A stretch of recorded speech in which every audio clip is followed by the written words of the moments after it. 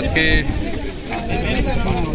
আপনারা সবাই জানেন যে সারা বিশ্বের ন্যায় বাংলাদেশেও আজকে আন্তর্জাতিক মাদক বিরোধী দিবস উদযাপিত হয়েছে। পটুয়াখালী জেলাতেও আমরা এখন র্যালির মাধ্যমে এই দিবসের কর্মসূচিতে বাস্তবায়ন শুরু করেছি। মাদক আপনারা জানেন যে সারা বিশ্বের জন্য একটি বিষের মতো ছড়িয়ে পড়েছে সারা বিশ্বে, এবং এটি আমাদের সমাজ, রাষ্ট্র, আমাদের যুব সমাজকে ধ্বংস করে দিচ্ছে এবং আমাদের দেশকে, সাথে সাথে সারা বিশ্বকে পিছিয়ে দিচ্ছে। এর বিরুদ্ধে আমাদের জিরো টলারেন্স। আপনারা জানেন যে সবসময় মাদকদ্রব্যের সাথে, এই ব্যবসার সাথে যারা জড়িত বিশেষ করে তাদেরকে আইনের আওতায় আনার জন্য আমাদের সবসময় অভিযান অব্যাহত থাকে। যারা ব্যবহারকারী আছেন তাদেরকে আইনের আওতায় আনাসহ তাদেরকে কিভাবে আবার সুষ্ঠু জীবনে এবং সুস্থ জীবনে ফিরিয়ে আনা যায় সেই জন্য আমাদের প্রচেষ্টা অব্যাহত থাকে। পটুয়াখালীতেও দুটি মাদক সেবী যে নিরাময় কেন্দ্র, সেই নিরাময় কেন্দ্র দুটি আছে। সেখানেও আমাদের অনেকজন মাদক সেবী যারা সুস্থ জীবন আবার ফিরে আসতে চায় তারা চিকিৎসাধীন রয়েছে। এই প্রচেষ্টা সারা বাংলাদেশে অব্যাহত আছে। সরকারের নির্দেশনা অনুযায়ী আজকে পটুয়াখালীতে এই দিবস উদযাপন করা হচ্ছে।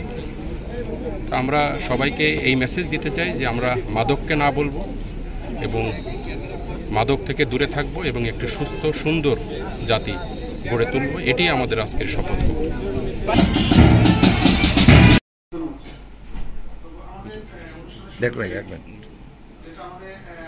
বাংলাদেশে সরকারের যে চারটা জামায়াত কেন্দ্র আছে সেখানে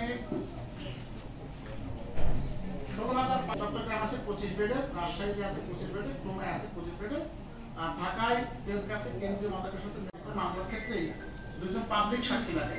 আমরা অনেক সময় সেই পাবলিক সাক্ষী পাই না, কিংবা পাবলিক সাক্ষী পাই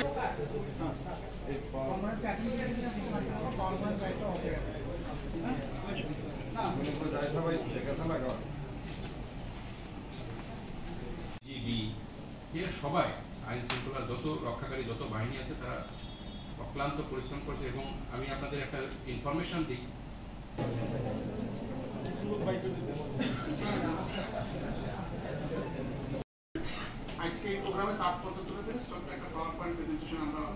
এবারে আহ্বান হলো, আমাদের সরকারের আহ্বান হলো যে মাদকের বিরুদ্ধে আমরা সর্বোচ্চ একটা যুদ্ধ ঘোষণা করবো এবং মাদক যাতে ছাত্রছাত্রীরা বা সাধারণ জনগণ যাতে গ্রহণ না করে সবাইকে সেই বিষয়ে সচেতন করতে হবে। 2024 সালের একটা পরিসংখ্যান দেওয়া আছে ছোট মানে সংক্ষিপ্ত আকারে। সচেতনতার বিভিন্ন ওয়ে আছে, বিভিন্ন সংস্থা ডিসি মহোদয় বিভিন্ন ধরনের পদক্ষেপ নিয়ে থাকে। আলোকপাত করা হয় আসলে তামাকজাত দ্রব্য প্রচারের মাধ্যমে আস্তে আস্তে এটা মাদকের বিস্তার লাভ ঘটে। আমাদের মাদক এবং তামাক দুইটার এই অভিজ্ঞতা ওই পরিবারই বলতে পারবে যে কিরকম অভিজ্ঞতা, পুরো পরিবার এবং পুরো পরিবার সামাজিক। আপনাদের যে উপস্থিতি এটা প্রমাণ করলো যে আসলে আমরা সকলেই এই যে মাদকের যে অপব্যবহার বা অবৈধ পাচার বিরোধী যে বিষয়গুলো আছে সেগুলোতে আমরা সোচ্চার। কিভাবে, কারণ আমরা এটার ব্যাপকতা এবং এটার কুফল এই সম্বন্ধে আমরা সবাই জানি। পারিবারিকই সমস্যা, তাই পরে সবাই চলে যার যার কাজ সেরে চলে যাওয়ার পর আমি যে এবার বলে তার ছেলেকে জেলে দিতে চাই। আমাদের যে মিশন করছে সেই মিশনটা হলো মাদকাসক্তি মুক্ত জনসচেতনতা কার্যক্রম, এবং যারা মাদকে আসক্ত হয়ে যায় তাদেরকে সরকারি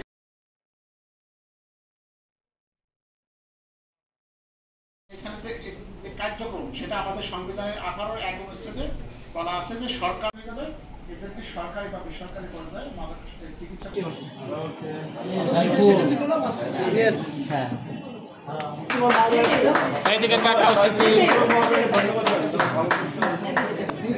মেহেরুন্নেসা সব জায়গায় মোসাম্মদ সামিয়া খন্দকার। হ্যাঁ এই ইসলাম, আব্দুল, তাবাসসুম, হাসান, সওগাত।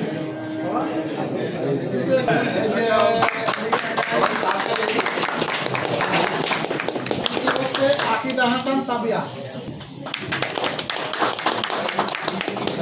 এক নম্বর হচ্ছে আমি যেটা মিশনে ক্ষেত্রে বলেছিলাম, এখানে বিস্তারিত আছে। মাদক যারা ব্যবসা করে, বান্ডেল থাকলে প্রতি সেনমানিতে টাকা বাঁচবে। বিকাশ সেনমানি বান্ডেল কিনে জিতুন প্রতি লেনদেনে। শুরু হয়েছে Standard Charter Channel I Agro অ্যাওয়ার্ডের 10ম আয়োজনের মনোনয়ন গ্রহণ। এবার নতুন ক্যাটাগরি বছরের সেরা ছাদ কৃষক সহ মোট 13টি ক্যাটাগরিতে পুরস্কার প্রদান করা হবে। মনোনয়ন গ্রহণ চলবে আগামী 15 জুলাই 2025 তারিখ পর্যন্ত। বিস্তারিত জানতে ভিজিট করুন www.agroaward.com এবং ফোন করুন 018737000556 এই নম্বরে।